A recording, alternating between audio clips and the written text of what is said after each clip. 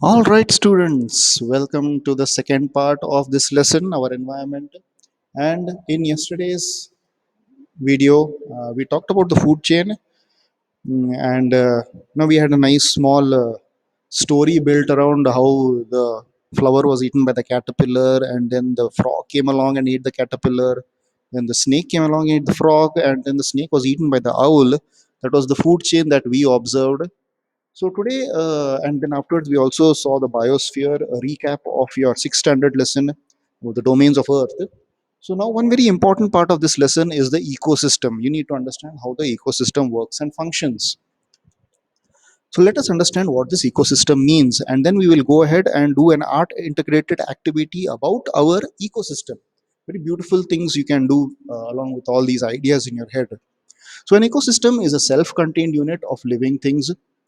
We have abiotic things and the biotic things, plants, animals, and decomposers. These are all the non-living. They are all the living things, and then the non-living things which are there, like the soil, wire, and water. The examples of ecosystem are like grasslands, forests, deserts, a mountain, a pond, lake, river, a sea. These are all natural ecosystems which we see around us. And of course, there are also man-made ecosystems like fields which are made by man, parks, aquariums. All these are man-made ecosystems which we make for our own requirements. So to understand the components of your ecosystem, we have the abiotic components. There are, the gases, the carbon dioxide, nitrogen, oxygen, all these gases which make up the atmosphere, the water, the soil, the minerals in the soil. These are all the abiotic system things in our ecosystem. And the biotic factors are the living things, the plants, the consumers, the producers, the herbivores, the carnivores, a man included. These are all the biotic components of our ecosystem. These things together, combined together, is what gives you your ecosystem. To understand the ecosystem, there's a small image in front of you. There's a small pond. There's a frog which comes from a tadpole, that's a baby frog, flies, water weeds, there are fish, there's a snail, of course, the sun, which gives all its energy, its power to the entire thing, its brightness, its warmth, its heat, which makes things grow.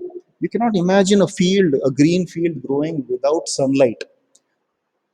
The sun power is what is required for all these things to grow. We have a marine ecosystem here in front of you, wherein we see different kinds of sea animals. There are fish, there are octopus, there are small coral, there are sea stars, bacteria, and again the sunlight, there are seaweed.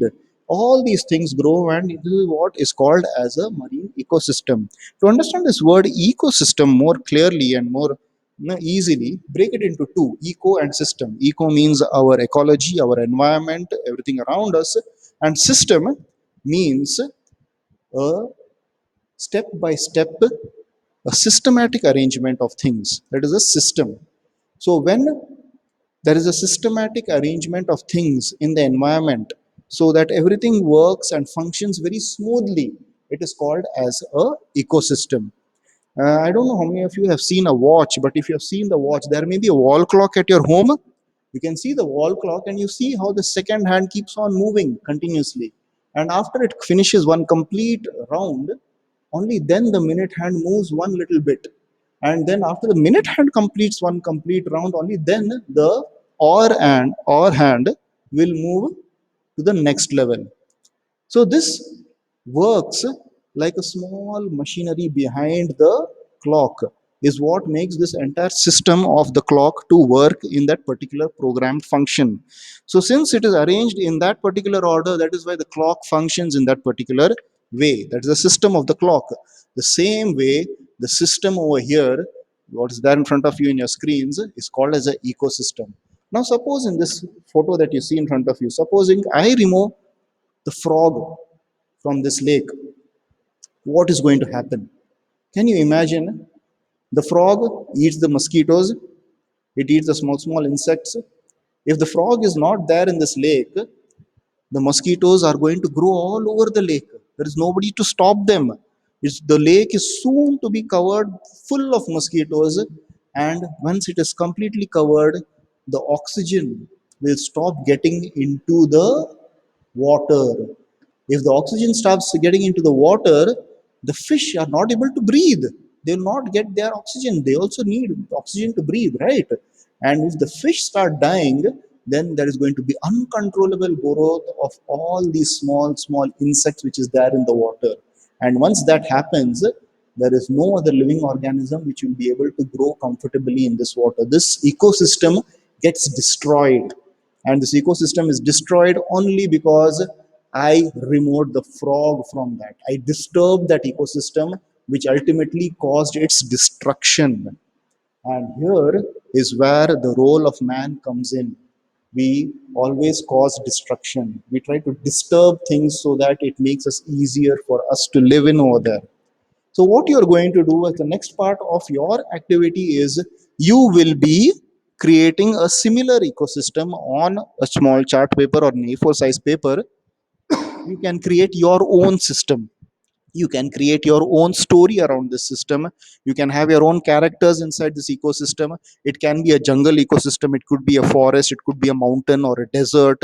Any kind of ecosystem that you want, you are going to present in the form of a small art integrated activity. Write your own story around this ecosystem, make your own characters, give them names.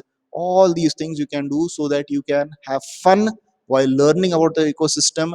You will enjoy learning about the ecosystem, and this, the way the ecosystem operates is going to remain in your minds for a much more longer time when you enjoy this way of having fun and learning about it. So this was about the ecosystem. Please do this activity. We will all see these activities once you join back school. But this is really going to help you understand the lesson much more better. Do use whatever materials you have at home. Don't go out and buy things. I'm very sure there are plenty of materials available at home, the colors, the paper, and all these things. Use that and make your own art integrated activity. So that's it for now. Thank you all, and we will meet next time for the last part of the